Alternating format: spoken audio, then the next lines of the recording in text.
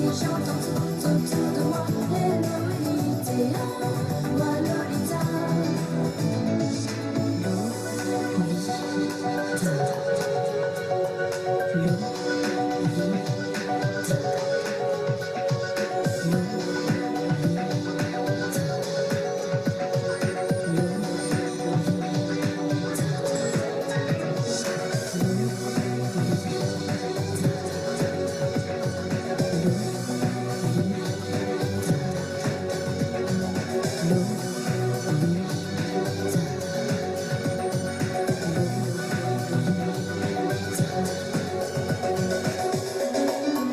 C'est pas ma faute.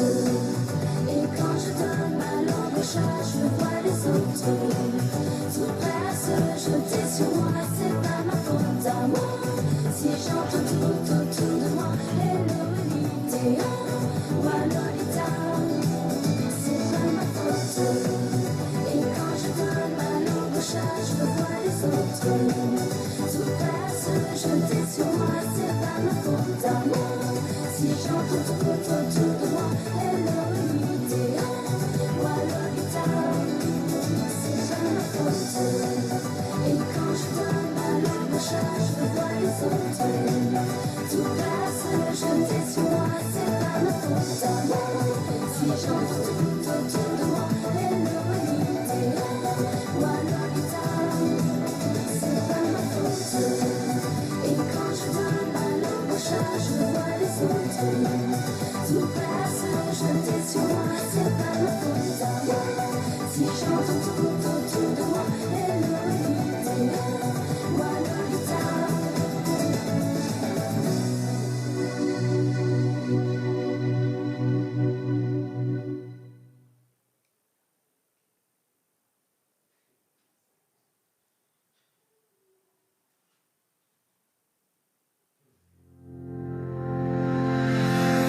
Get to know different political matters, human rights, societal problems, corruption, injustices, stories about women, men, and children in your program, Let's Talk Africa on MCR Radio.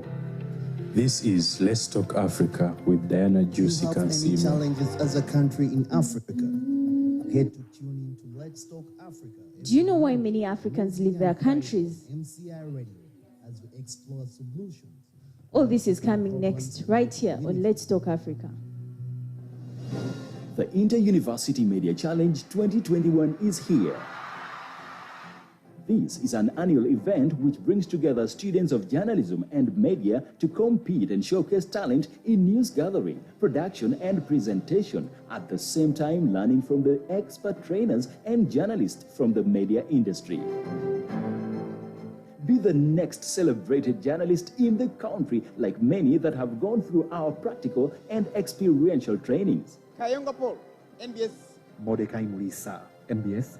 Olivia Komgisha, NTV, Sandra Twinobdio, NTV. For more information, check out our website on www.mciug.org or call 0702-195-095 or visit our offices located at Tiropati Level 4. Hello and welcome to Let's Talk Africa on MCI Radio. And my name is Diana Juicy Kansima. And this is where we discuss different issues happening within your community. Let it be about health, let it be about politics, corruption, injustices happening all around Africa. And today we are exactly beginning our show with certain news updates or top stories happening within the whole of Africa. And our first story is going straight to Kitgum in Uganda, as the independent newspaper tells medical workers in Kitgum district are unhappy over the delayed payment of their allowances as frontline workers in the fight against COVID-19. Also, the government has exactly disbursed 407 million shillings to Kitgum district in July, exactly this year, 2021, to facilitate the emergency responses in this fight against the COVID-19. With the disbursement, the district task force has exactly allocated 13.5 million Ugandan shillings for the case management, 84 million shillings for surveillance, 9 million shillings for the laboratory to facilitate frontline health workers in exactly combating the contagion. This is just around Kitgum, a small district in Uganda. But nearly 3 months later, none of these committees in the district task force has exactly received the payment. And this is coming as a complaint around these medical workers in Kitgum district all over Uganda. When we see a doctor called Dr. Geoffrey Okello, the acting medical superintendent of Kitgum General Hospital, who also doubles as the head of case management on Friday, told the Uganda Radio Network that the delayed payment is grossly affecting their work. Well, he continued to say, when he was speaking at a weekly task force meeting, notes that most of the frontline health workers are abandoning their work over non-payment, adding that he is now left working alone with a few nurses. This is exactly a story happening all over Kitgum district in Uganda as complaints come with medical workers on the non-payment, and how the funds have been allocated with the government. I'm not going to change anything on that paper. If you don't want to pay the money, let it be. And if that money is not paid, because I am working alone with some few nurses, we know the direction we shall be taking, said Dr. Okello.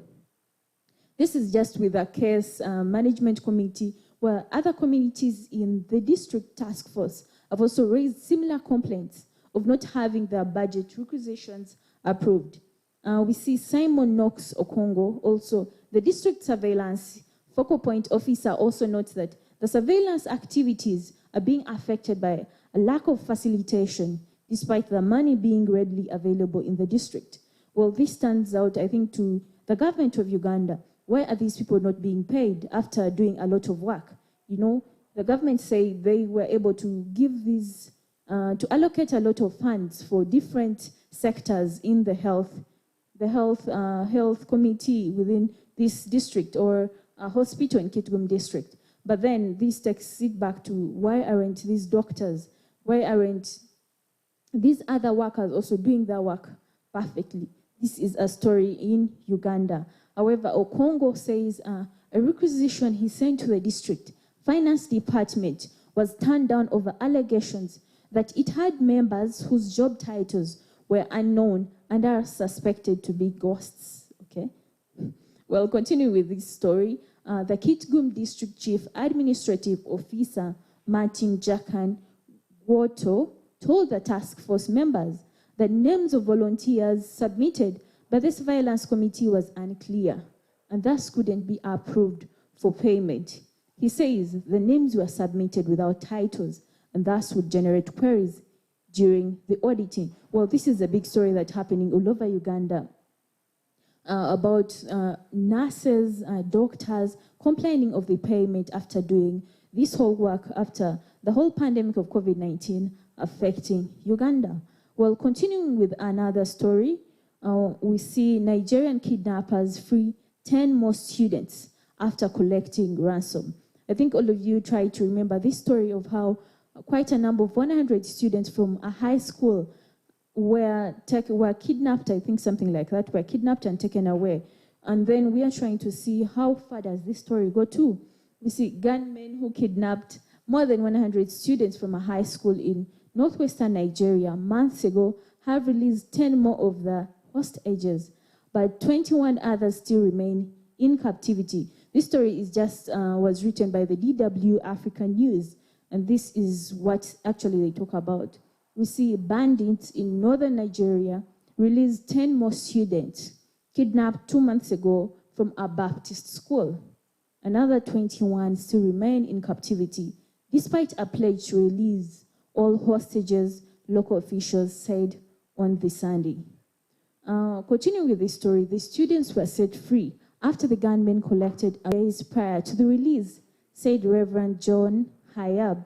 And this is the chairman of the local Christian association. I think this is in the School of Baptist. Well,